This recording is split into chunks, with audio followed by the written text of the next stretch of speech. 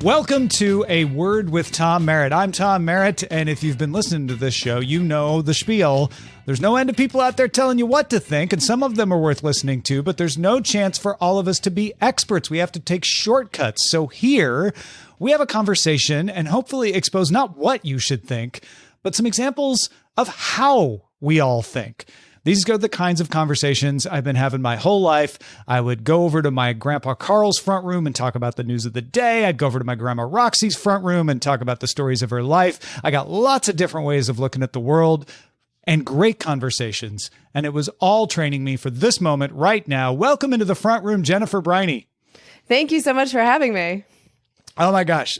Jennifer Briney, if you don't already know, is the host of an amazing show called Congressional Dish, where you, I think, deserve one of those Catholic candles for saints, the patron saint of person who will actually read legislation. You may be the only person in the world who actually reads the legislation, and I count the people who vote on the legislation amongst them, and then try to explain it to us. And you do an amazing job. I'm a big fan. Yeah, they definitely need a candle for masochists because that's what my face would be on. The patron saint of legislation and masochism. Yeah. But on one of your recent producers episodes, which is like your episode for the folks who support the show, you mentioned that you are a fan of disaster movies. Oh yeah, disaster movies, books, documentaries, pretty much anything about disasters, I'm 100% in. I also share this affliction, so I immediately shot off an email to Jen, and you very readily agreed. So today's word is disaster, but specifically the sort of fascination with it, right? Like the sort of like why are we attracted to the post-apocalyptic or the ruins or the tornadoes or anything like that? Yeah. Well, should I get into like my diagnosis of why I think I'm a sicko like this? Let's go right to it. Like, because listen, I'll put it out there at the beginning. I realized I had a problem when we were living in the Bay Area, and I insisted to my wife that we had to see the movie 2012 on opening day. And not only that, but we were like stuck in this horrible line because it was holiday shopping season, trying to get into the mall where the movie theater was. And she was like, can we just like go see it another day? I'm like, no, we have to see it now. So I felt the same way about that movie, but I was more about like, not necessarily the timing, but the screen had to be like maximum intense. Yeah, IMAX. So it was, sure. IMAX for sure. I don't think they had 3D back then. I definitely did Titanic in 3D. Yeah, but I don't think I did 2012. I don't know. I was almost certainly under the influence of marijuana. I can't remember, but I just remember like the screen was huge. I was sitting right in the middle. It was amazing. I mean, that movie's ridiculous, right? My husband gets so mad at that movie because he's like, the storyline's ridiculous. And I'm like, it's not about the storyline. It's about watching the world burn. Like, accept it for what it is. I just had a shiver of relaxation when you said that. Like, yes, no, of course it's stupid when the earthquake chases people and, you know, like, that's not what it's about. What is it though? What do you think it is that is so appealing? Well, I mean, when I think of 2012, I think I'm Woody Harrelson. Mm-hmm. Like, I am that person that wants to see it, and I'm not necessarily afraid. In fact, I'm kind of comforted by how insignificant I am and how powerful nature is. Like, I kind of enjoy feeling that small.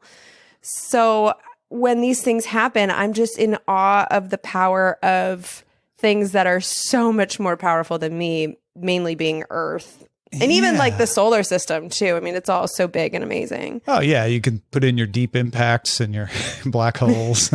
Yeah. I just watched Armageddon for like the 50th time. Yeah.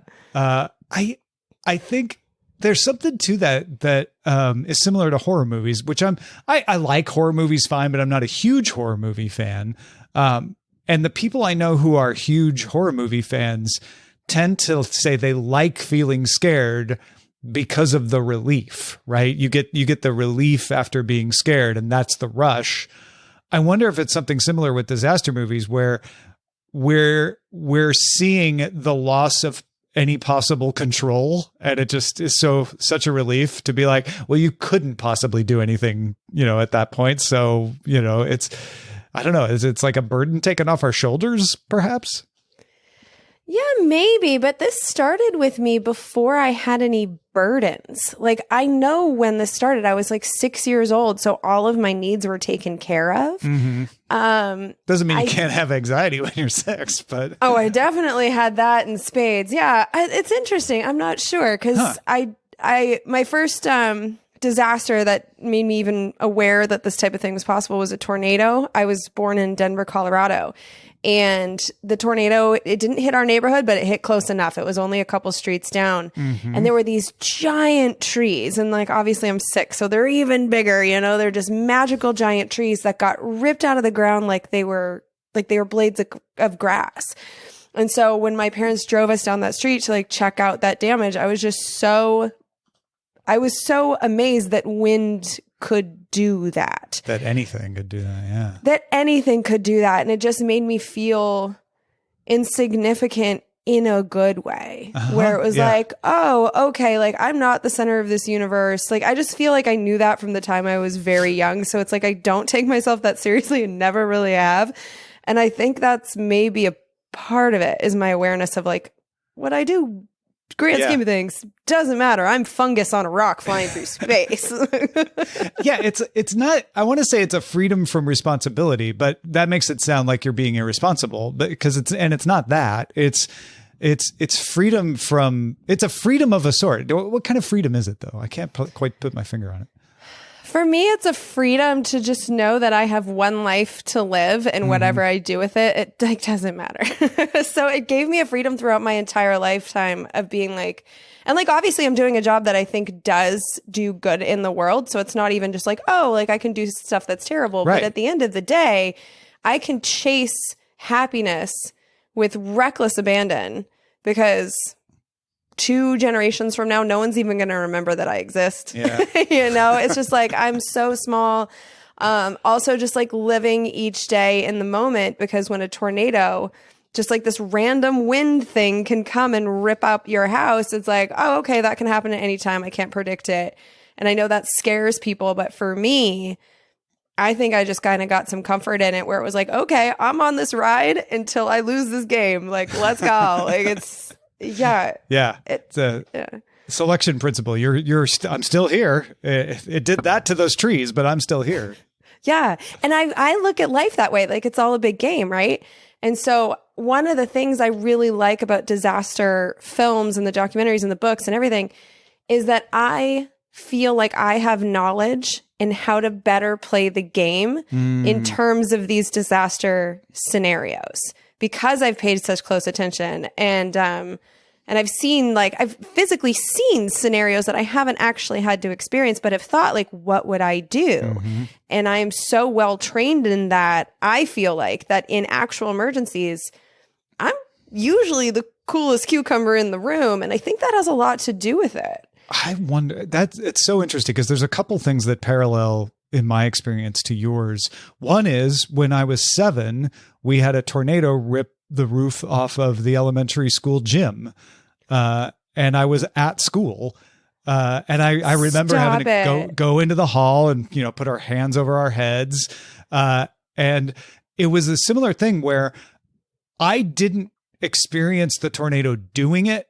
I just remember going into the hall, and there was the alarm going off and everything. And then we heard wind, and then we went back into the classroom, but we weren't allowed to go to recess that day. And for a year or more after that, because it was 1977, there was asbestos littered all over the playground. And it was pieces of the roof that had just been scattered. And so I wonder if I had never really thought about it until you mentioned the thing about the trees, but I wonder if that was the same thing, where I was so fascinated, like, oh, I was here when that happened. Like, I remember thinking like, oh, well, that didn't really happen to me. And my parents being like, well, you kind of did. You were in the building, Yeah. and yet being fascinated with the destruction, right? With the fact that there were pieces of the roof all over the place. So I think maybe that is another reason that I got fascinated with that as a young age. And I also feel like I'm very different from you in the fact that I don't like to take a lot of risks. I'm very cautious, but at the same time, if there's stuff that goes down, I do tend to stay calmer than I should, or than most people would think I would. Yeah. And I'm actually not a risk taker. It's funny. People think that because I travel all the time and I just do things spontaneous, like I'm spontaneous, but I'm not a risk taker. In fact, okay. Yeah, there's a difference. On a last minute. Yeah, there is. I was just on a last minute trip to Cancun, which some people think would be crazy, but I was in the pool discussing how, like, if I have a choice of 3 options and they're all good, I'm going to pick the safest one, even if that's not the most fun. And I think it's because I'm constantly play this game of like, okay, how much risk is worth it here? Because like I could lose the game if I do this one. So like I'm just constantly calculating, because that's what it is in all these disaster movies, right? It's like who at each step makes the right call. Right. Because if you take a left and that other person takes a right and they get hit by the pole, like they lose. Like, it's one step after another. So yeah, I don't take a lot of risk. I'm curious though, because you said in your childhood experience, you used the word fascinated. Did you ever need counseling or anything like that for what you went through, or were you kind of okay? I mean, I don't know if I needed it or not. It was never offered. But, yeah, me too. but I would guess that where I probably need counseling for a lot of things in my life, that wasn't one of them. Like I never felt traumatized or scared by that event. Yeah, I think I know what you're getting at, which is I never woke up screaming in the middle of the night, oh my gosh, I lived through a tornado or anything. Like I said, I almost felt like, well, it really didn't happen to me. It happened to the roof of the school. And I was just in it. I almost felt like a fraud saying like I was in a tornado, because I'm like, nothing happened to me. I'm fine. Yeah. Yeah. No, I identify with that completely. I know that some people would be in an experience like that, especially as a child in elementary school, and would have trauma that lasts a lifetime. Yeah. Because it came that close. And you and I are not those creatures. No. Like I said, I almost feel like I should, if I'd been in a tornado, I would have trauma from it. Right. So I must not have been in a tornado. But then maybe my parents are like, no, you really were. It was there. Like, it didn't hit you or anything, but you don't have to be hit by one to be in one, I think. Well, so the thing is, though, it might not necessarily be a traumatic experience, because one of my crazy fantasies that like don't put it past me is to buy a property in like Oklahoma and put in like, the concept of a glass bottom boat. Yeah. I'm thinking of like a glass top tornado shelter. So make it real strong. Make it really strong, make it definitely see-through, so that I can lay there and just watch my house disappear. Like, I feel like that would be the coolest thing ever. Oh, in which case, like, being in that wouldn't be traumatic. And the reason is because I would have prepared so well and have guaranteed my safety that when you get hit with that thing, it's not necessarily the worst. So you are a risk taker in the sense that the least risky thing to do would be not to do that, right? Like, yes. don't build a house in Oklahoma in Tornado Alley at all. That would be the least risky. But you're a I would call you a perspicacious risk taker. Like, you're going to do everything you can to prevent the risk from getting at you. Yes. Yes. I would put it that way for sure. Yeah. Yeah. Cause I definitely put myself in harm's way. Like, Kilauea, that volcano in Hawaii that's just been erupting since like the early 80s. Well, a few years ago, it was doing a lava, they called it like a lava tube because it was, or the lava fire hose, because it was going straight into the ocean. It was like a fire hose of lava. Oh, yeah, it was so I kind of remember cool. seeing video of that. Yeah. Yeah. So I went out there, and so I had 24 hours on the Big Island. And so I took a boat that it took about 45 minutes to get to the shore. So, cause I wanted to see the lava like up close or whatever. So I do that, goes great. And then like, I don't know, less than a year later, I want to say 6 months later, Kilauea really pops off. Now, this is when it like ate those neighborhoods. I think this was like 2019. Yeah. That same boat went to do what it does every day to check out the lava, and something exploded underneath the water. Oh, wow. A rock goes flying into the air, and a lava rock lands in some chick's lap on that boat. I know. And like when you get on the boat, the waiver is so clear. It goes, you could die. And I just like signed it. I was like, let's go. Okay. Yeah. There is something, and I think it's tied to liking watching disaster movies and documentaries and all of that but I want to see, maybe it's curiosity. Do you think of like, I just want to see it. I don't want to get harmed by it. I'm going to do everything I can to be, to keep the tornado from tearing down my house, but I want to look at it. Like, I want to see it. Yeah. Yeah, that's why I say that I'm Woody Harrelson, because what would I do in that situation if I knew I was a goner, which like I pay enough attention to news and science, like I think I'd be pretty good at being like, oh no, I ain't living through this. I am going to climb to the top of the mountain and watch the asteroid or, whatever it's going to be. If there's a nuclear war, like doing the same thing, because I at least want to see the bombs go off. And even if I go blind, who cares? Like, I really do want to see it. I'm not going to be the person who runs. I'm going to be watching. I remember being super fascinated with The Day After, that nuclear war movie that came out, and being shaken at the idea that like, oh, that could actually happen, because I grew up fairly close to an Air Force base that was on the target list, but also wanting, it's like, oh, but the people in the movie lived, right? Or at least the main characters did, and they got to see it. And I remember I was torn. I was like, I'm incredibly scared of that happening, but at the same time, how crazy would it be to see a mushroom cloud, like to actually witness it? I know people have, tests and things like that. Yeah. But to see the actual, end of the earth. And a lot of times, like movies like that, I find actually scarier, because the concept of having a nuclear bomb drop in my lap and just be vaporized, like, okay. Yeah, you'll never even know, right? Yeah. Yeah. But I don't want to live through the famine. No. That sounds horrible. No, exactly. Two things come to mind. One is, I don't know if you know the band Uncle Tupelo. No. It was a kind of an alt country band in the 90s. They did a cover of an actual 50s hymn called Atomic Power. And they did it sort of ironically, but the hymn from the 50s was, are you ready to meet your maker? Oh boy. Because that atomic power is coming from you. And if you've made it right with God, you'll be fine. Those aren't the exact words, but that's the nature of the song. They did a version of that song in the 90s. And the only reason I bring that up is one of my favorite memories of a road trip was driving through the White Sands missile testing range in New Mexico alone, just driving cross country to meet a friend. And on my cassette tape, because it was the 90s, Atomic Power came up as I was driving through. And I remember just constantly rewinding and playing it over and over as I drove through the missile test range, because it was hilarious to me, in my 20s to be, Yeah. all these signs that are like, this is an active missile test range. Please pay attention to warning signs. Do not drive through if the barriers are down and all this stuff. And I'm just listening to Atomic Power over and over again. Yeah. And like digging it and be like, hey, where other people would be terrified of that. Yeah. I don't know if that's like a sickness. It is.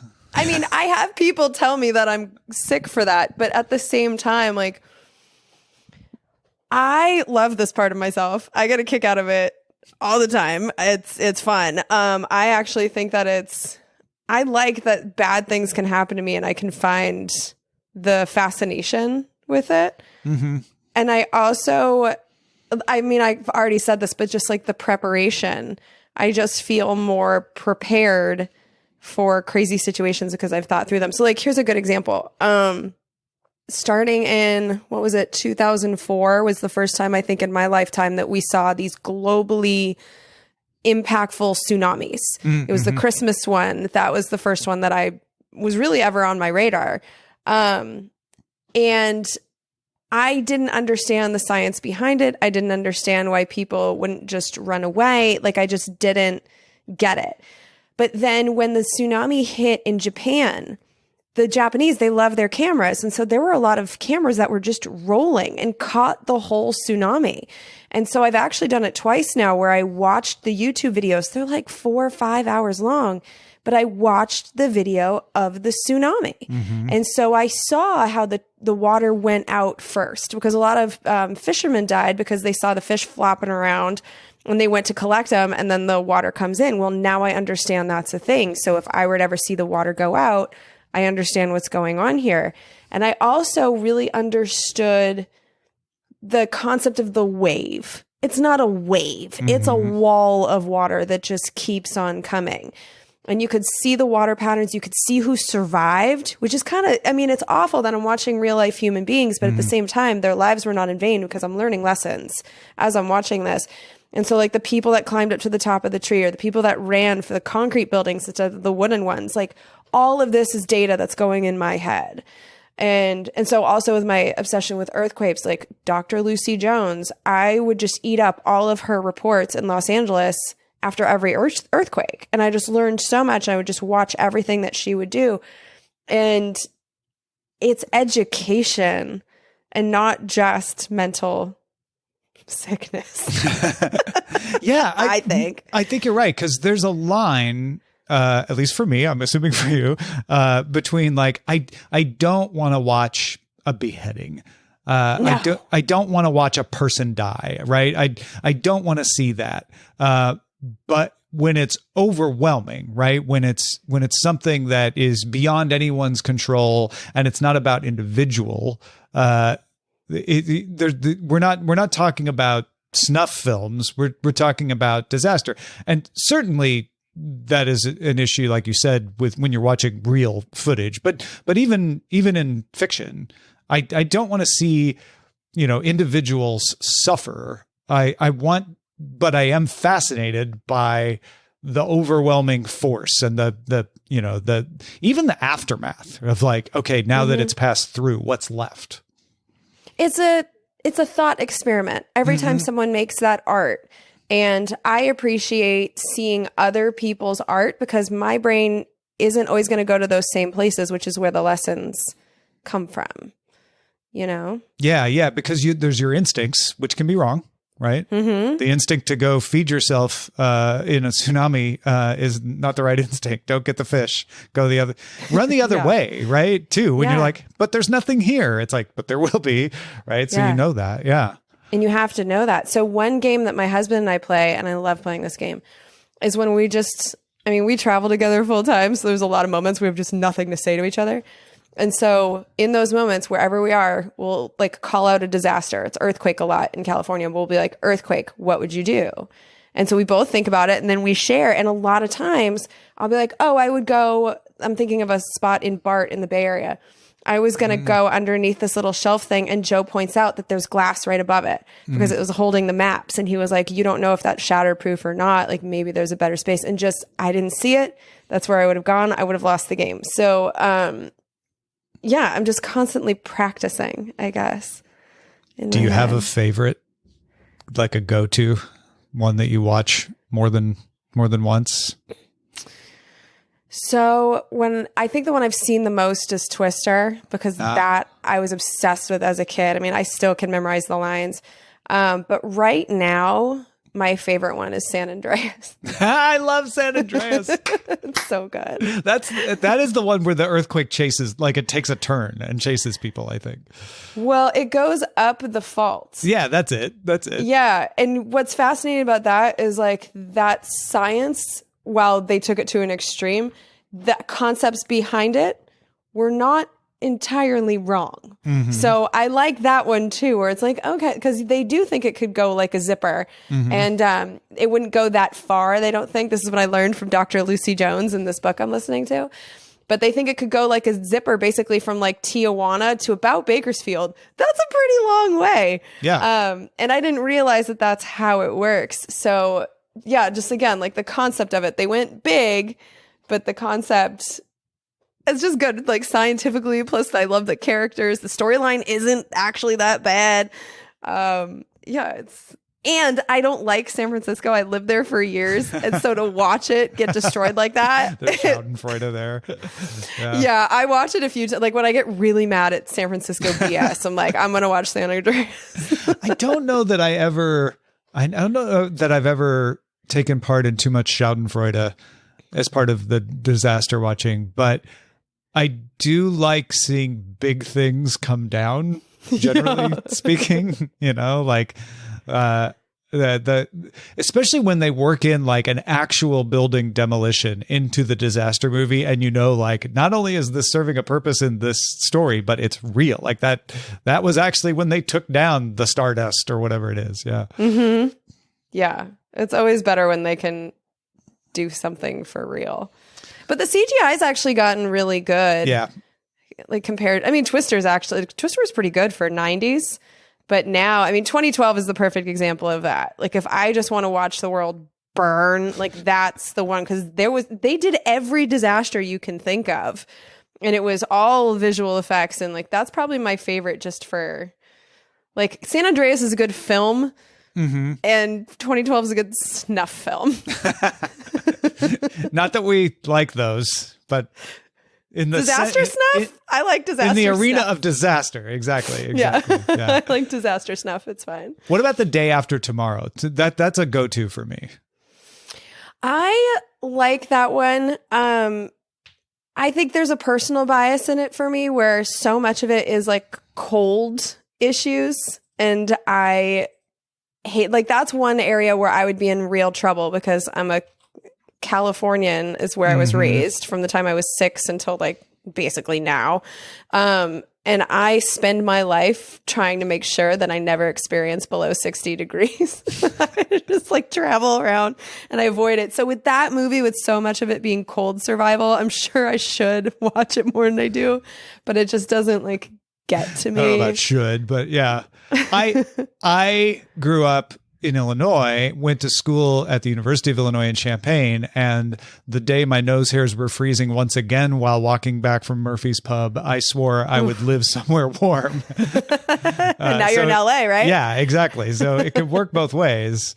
But I think I like Day After Tomorrow because I'm warm when I watch it. And so there's that feeling of like, oh yeah, okay. I'm not there. I'm not being affected. Yeah. I do like the first half of it though, because it's so connected to climate change and like the science.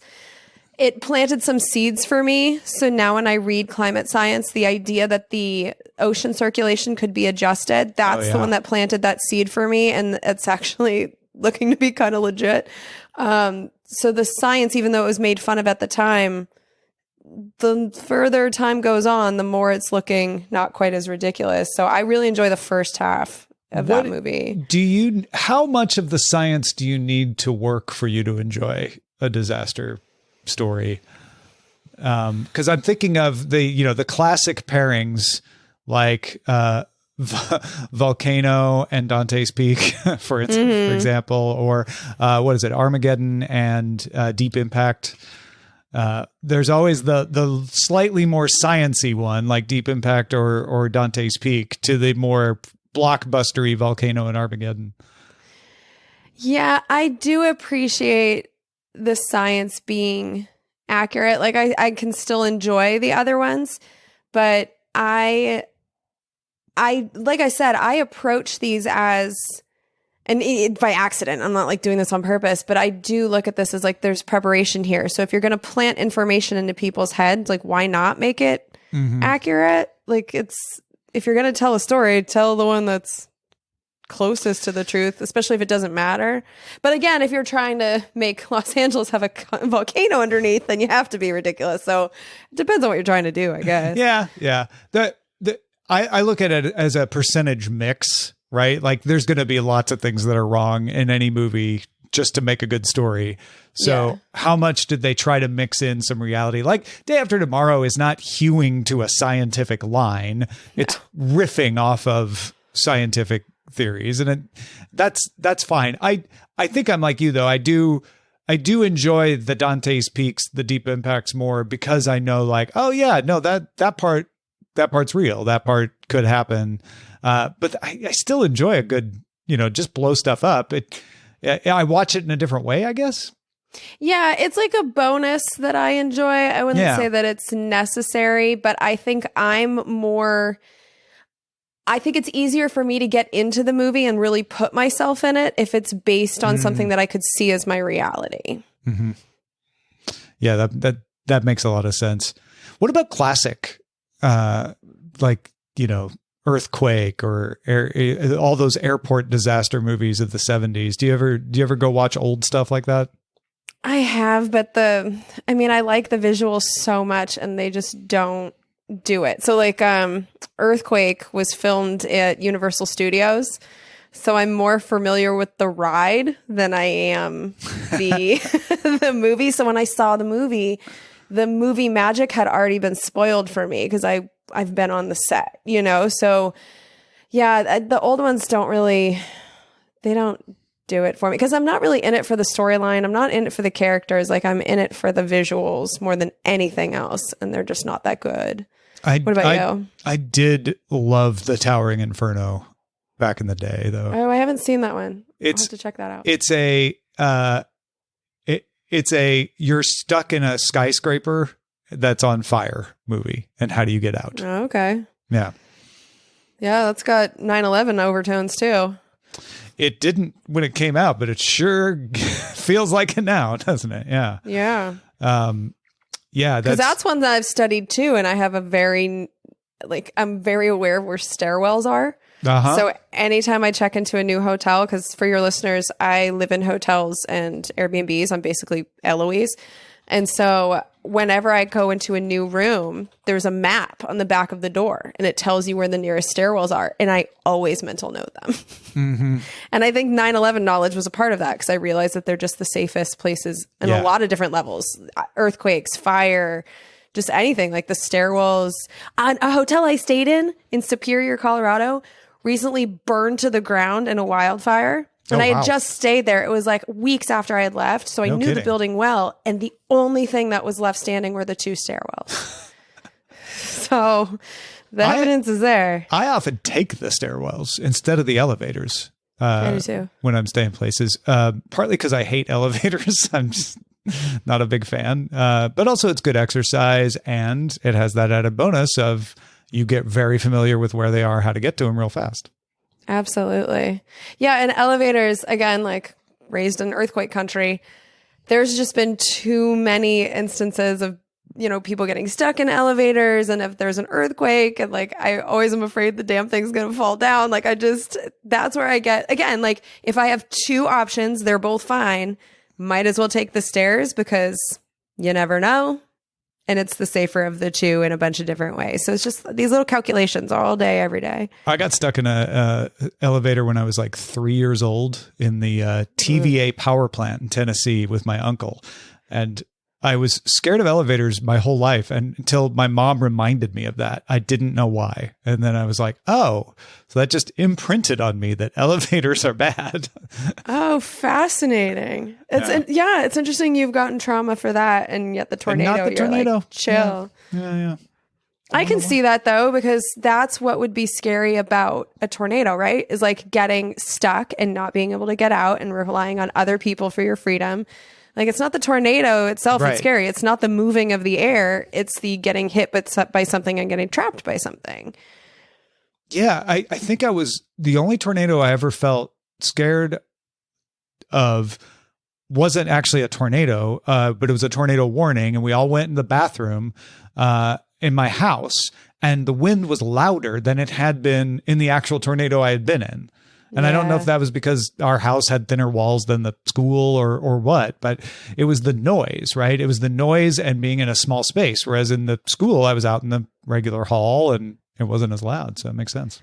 Yeah, the roar. Well, and the roar depends on the Fujita scale, like how big of a tornado it is. Like for your elementary school to have its roof ripped off, like that's bad, obviously, but that's not an F5, No, because the walls stayed up. Yeah. So that was, no one should be afraid of that. Just Come on. Yeah. An F2, shut up. Oh man, if I only had those words when I was 7 years old.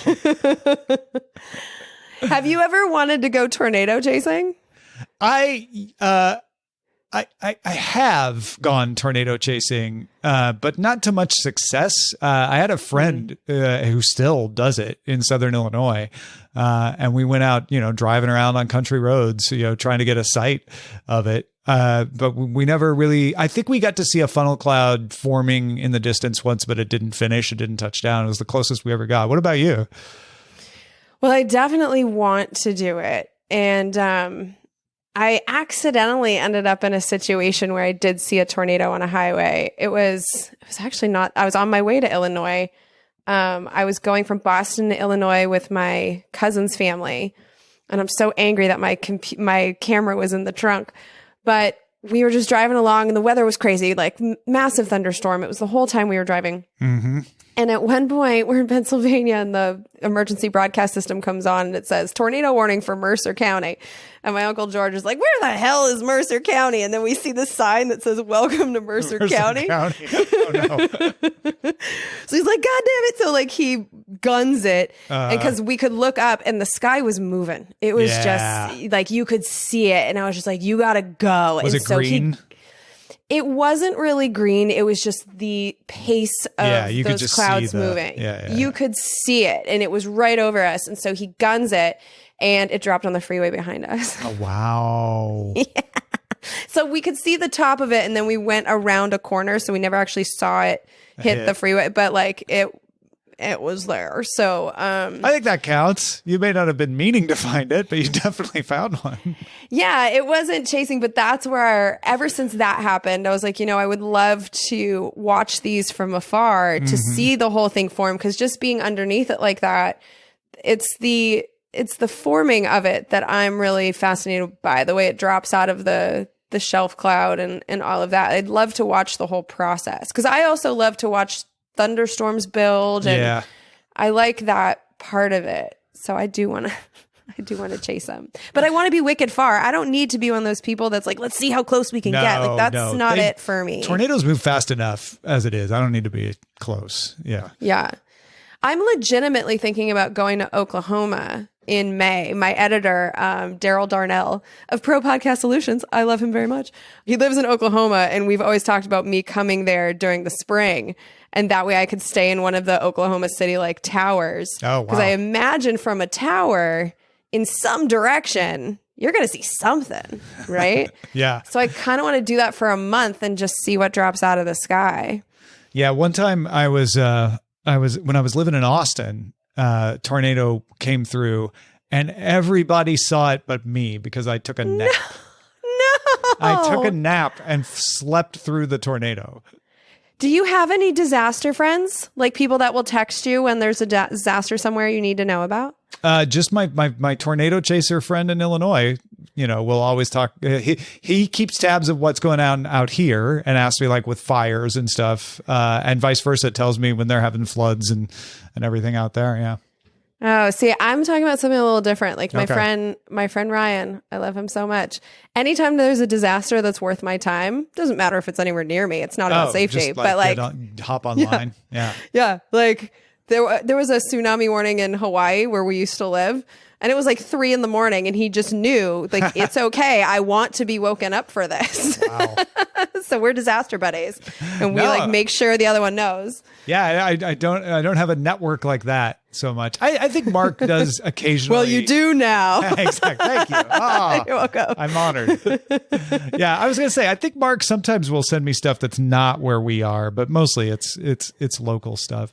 It occurs to me that we're talking mostly about natural disasters. I think the nuclear stuff is the only thing we talked about that was man-made. Like, and I think there's another line there of, I'm not as interested in, certainly fictionally, I'm not as interested in like a riot or, something like that. In real life, I'm interested in it from the aspect of like news and, what's going on, but it's not the same flavor of fascination with human caused things, directly human caused things. So climate change is human caused, but it's kind of, not something we're doing every day. It's something we unleashed. Yeah, I feel the exact same way. I don't find them as fun because it's not just like a random occurrence of nature. It's something that can be prevented, and because of the stupid decisions of leadership, like keeping in mind I do Congressional Dish for a living. So it's stuff like, atomic war and current wars. Like we're afraid right now of the power plant in Ukraine. Mm-hmm. The Russians and Ukrainians are all doing all kinds of missile-y things around that power plant. It's like, stop it. You can make Chernobyl happen. Yeah, stop it. And I don't find that as fun because it's in the movies I like, the people that are the good guys. So like in Volcano and those movies, like the scientists are doing their best to warn people and to do the right thing and to help people. So to have the storyline, which is all too true too often, of people making bad decisions that risk people's lives because of their political nonsense, like I don't get any joy out of those. I mean, and I guess like a movie like Die Hard has the same level of destruction as some disaster movies, but and I'm not even saying I don't like Die Hard. I do, but it's not on the same level. It's not the same thing. No, I'm not into destruction for destruction's sake. Yeah. Like definitely not. It's a natural disaster thing for me too. And mechanical failures. So like, I think I've seen every plane crash documentary that's ever been created. But the same stuff applies. Like I feel better when I'm flying if I understand how the planes work. If I know, like I always sit in the back of the plane, even though I'm a Southwest A-list member. I can sit in the front anytime I want to, but I sit in the back because I know that your odds are dramatically increased in a crash if you're in the back of the plane as opposed to the front. I have all this little knowledge, and I know now because of those things that if there's a wing on the plane, you're probably maybe okay. Like even an engine can fall off, but if the wing's there, you're all right. Like just knowing this stuff it gives me a sense of control. Even though I'm still out of control, I have more hope when I hear a weird noise or whatever. But multiple pilots listen to this show, and I want to thank all of them. I will not try to name them all because they all have gone out of their way in different ways to say, hey, do you need reassurance in understanding how a plane works? They all want to help people get over the fear. And I've learned some stuff from them for sure. I am the same way where, and I'm probably wrong about some of the stuff I'm about to say, but I think I read that, the crashes are more likely to take off to happen at takeoff and landing than they are, cruising through air. So I relax myself at takeoff and landing because it's tense. If you're tensed up, you're more likely to break a bone. I think about it that way, and it does calm me down. I'm the same way. Like having knowledge about it calms me down.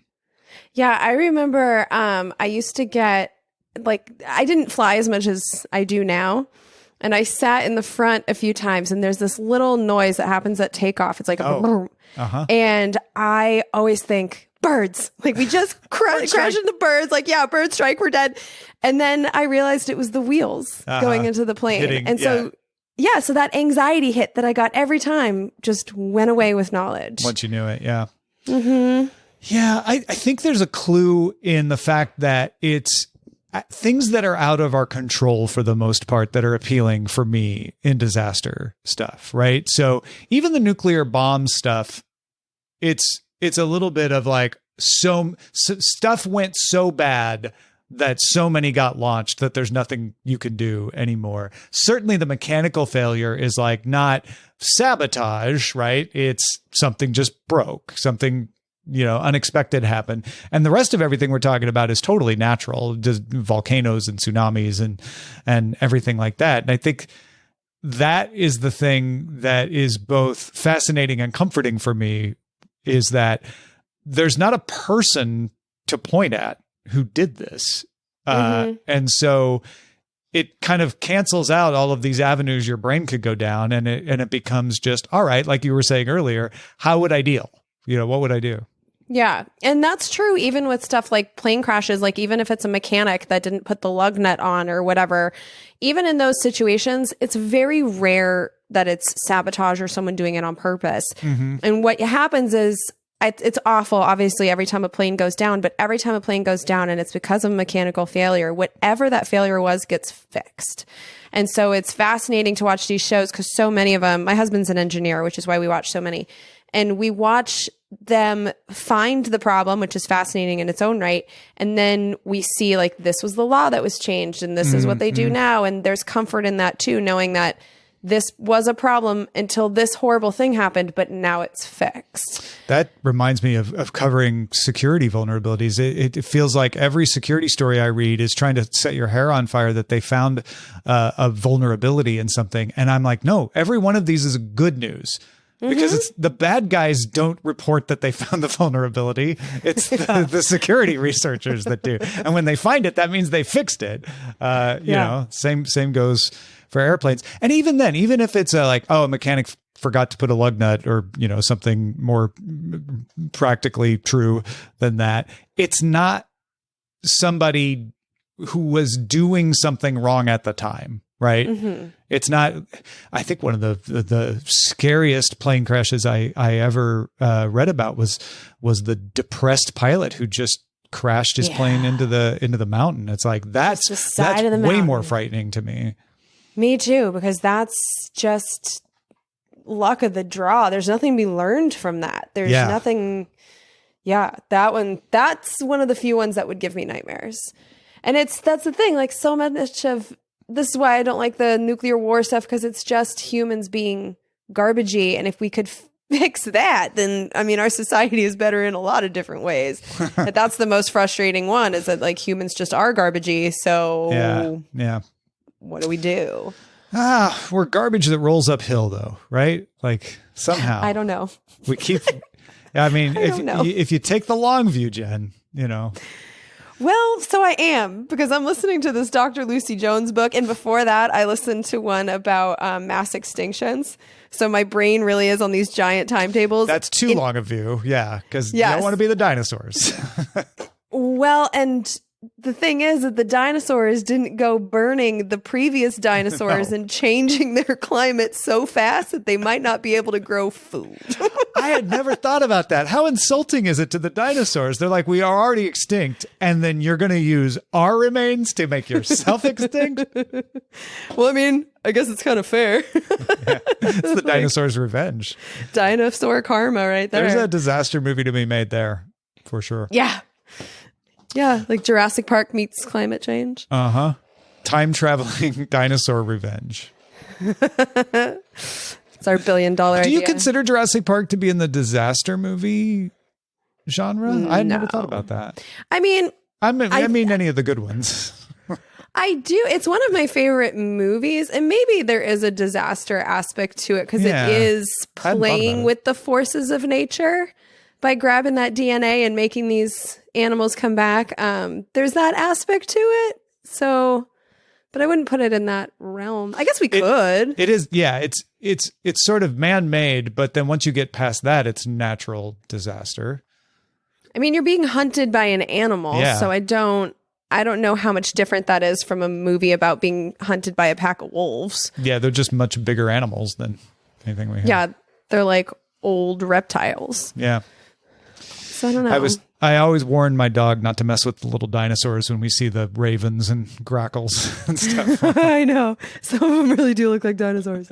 Yeah. All right. Well, I always like to end these episodes with a little bit of a word game. Are you in? Yes, of course. All right. It's very simple. It's called This or That. I'll give you two things, and you just tell me which you would pick and why. Okay, fun. All right. Here we go. Some of these are Congressional Dish themed, but not all of them. Okay. The first one is roll call or voice vote. Roll call, because I don't know what voice vote is. Voice vote is acclamation, where they just say, you know, the ayes have it. Oh, I thought you were talking about publications. Jesus. Oh, that's funny. I should have anticipated that. Yeah.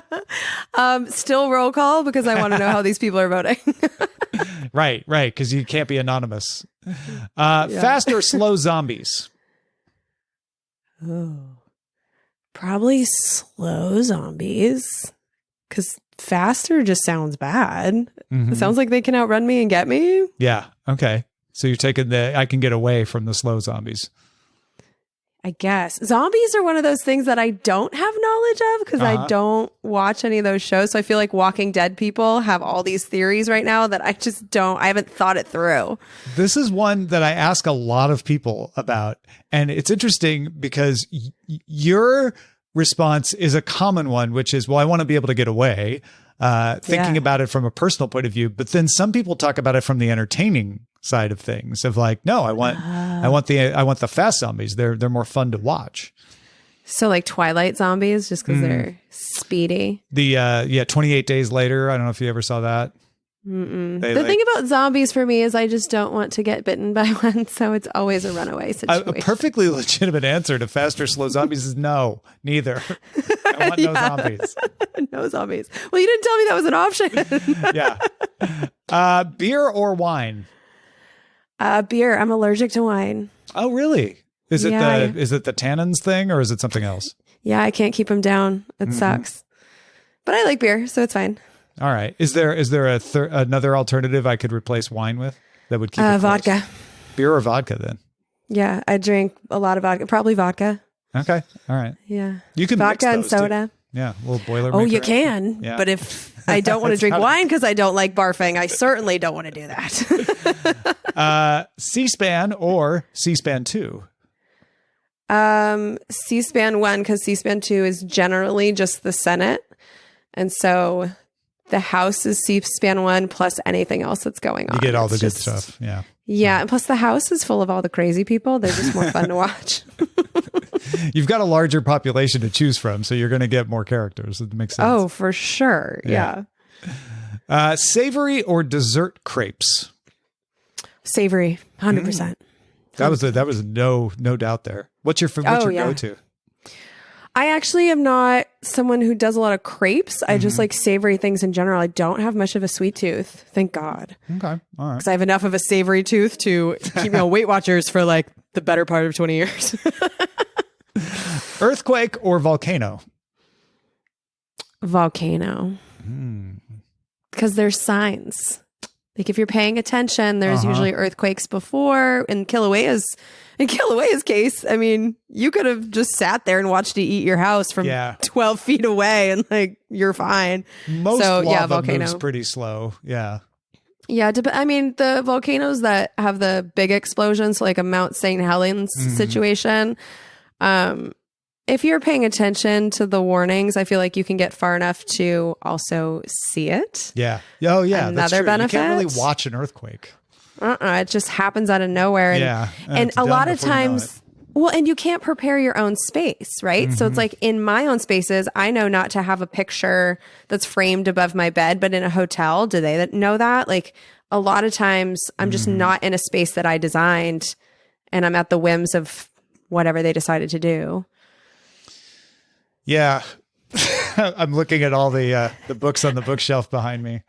I looked at that too. You have something framed right behind your head, but then you also have like a stuffed animal there. So this is just a flimsy calendar. So most of the stuff is all right. Yeah. I mean, maybe the mugs could come flying at you. Yeah. They're above your head. The shelves themselves are secured, but yeah. Well, that's the main thing. And so many people don't do that. I was a property manager on the LAX runway for too long. We had 444 units. And so I got to go into people's apartments all the time for various reasons. And I couldn't believe the stupid things that people did. Like almost no one had their shelves bolted, but so many people had like pretty vases on shelves above their bed, or they'd have glass shelves above their desks or above their couch. And it was just like, oh my God, these people are going to die in the next big one. But do you know what I have above my bed and my couch? What? Nothing. Good. Nothing at all. And is that because you are disaster aware? Because I don't want anything falling on me. Exactly. Yeah. No, it's funny. But some other people don't think about it. You brought up Mount St. Helens. I should have thought of this when we were talking earlier, but that was another formative thing, is watching the documentaries from the people who shot in Mount St. Helens. They were just out with camcorders doing hiking videos, and we watched those in school, like shortly after it happened. Cool. Yeah, that's fascinating stuff to look up. Okay, back to this or that. Dogs or cats? Dogs. Why? Because they're just more fun. My little 8-pound dog travels with me. And it's great, too, because she's a little hair dog, so I can bring her everywhere. Like, allergies are not a thing. I don't think... I mean, hairless cats are kind of weird looking. There are no normal looking hair cats, as far as I know. But I like having a pet that wants me around. Yeah. I grew up with cats, so I grew up a cat person, but my wife introduced me to the world of dogs, and now I'm totally dog. I've totally switched. Really? Yeah. Do you have one? Oh, yeah. There's Ray the dog, German Shepherd, laying right over there. Nice. Snoring away. Yeah, they're good little buddies. Senate or House? House. You kind of answered this one already, actually. Yeah. I don't think so, because it's actually the opposite. It's not necessarily that the House has all the crazy people. Oh, okay. It's because the House gives me the most hope for us being able to make a difference, because we can vote all of them out and vote new people in every 2 years. Where in the Senate, it's a rotation of a third of the Senate every 2 years. But there are opportunities for mass firing there and for massive nonviolent change that it inspires my work every day, knowing that that's possible. I am on board with your anti-incumbent prejudice, where I'm like, if you're an incumbent, you're going to have to work twice as hard to make me want to retain you. Yeah, and that's an attitude that could change with me if I see a Congress doing a good job. I just have yet to see that. Well, yeah, that's why I said you have to work twice as hard. Like, I'm not saying I'll never vote for an incumbent, but I'm going to assume I'm not voting for the incumbent unless I see a very good reason. Yeah, in the primaries at least, because unfortunately a lot of times it's incumbent or a version of the devil. So sometimes you have to pick your poison. Final one here, hot or cold? Definitely hot. My you definitely teeth answered chatter. This one already, I know. Oh, I have. And one of the reasons is my teeth chatter. Like, I look very strange when I'm cold and I can't talk, and it's an awful feeling. So I'll deal with being sweaty any day as opposed to that. Well, Jen Briney, this was wonderful. Thank you so much for being willing to do this. I had so much fun. This is like the most fun podcast I've ever been on. So thanks for having me. Before we go, let folks know where they can find Congressional Dish and anything else you've got going on. Yeah, so Congressional Dish is everywhere that podcasts are found. But congressionaldish.com is where you find my show notes. That's where I earn your trust by giving you all my sources when I tell you things, because who am I? And then I have another really fun podcast you might be interested in. It's called We're Not Wrong, with mine and Tom's mutual friends, Justin Robert Young and Andrew Heaton. And it's 3 people that are always friendly to each other, talking about politics and, stuff that's going on in the world. And we really disagree all the time, but it's not a mean debate type thing. Like, we are honestly issues based and not partisan. And I just adore those boys so much. So We're Not Wrong is what it's called. I'll lend my recommendation of We're Not Wrong. It's fast become one of my favorite listens because of what you're talking about, where you'll say something and Andrew Heaton will just cringe, or vice versa, or Justin, and yet you work it out. And it's so fun to hear that and to be like, look, people, you can do that. You don't have to throw things at each other. It's amazing. Yeah, we don't take ourselves very seriously at all. In fact, we laugh our way through some pretty serious conversations. Like, the topic will be so serious and yet we're giggling the whole time. It's and I love our different realms of expertise. So I'm government, Justin's politics, and Andrew is comedy, history, libertarianism, like being an Oklahoman. Like, he's just a unicorn in this world. And I say that in the best way. He's just unique. And so we're all just so unique in our knowledge and experience that the conversations they're enlightening for all of us. I love it. I consider you the 3 branches of political podcasting. You are the Congress, Justin is the executive and Heaton's the judicial branch. Yeah, that's fair. He's the son of a judge. Yeah. That's really good. I like that a lot. I'm going to steal that, Tom Merritt. Please do. Yeah, thanks. Well, thank you again, Jen. And thanks to our producers, Jen Cutter and Anthony Lemos. Thank you out there for listening to this show and telling your friends about it. You can get an ad-free version of this show with Acast Plus. Click on Access Exclusive Content at awordpodcast.com. We will have a word with you next time.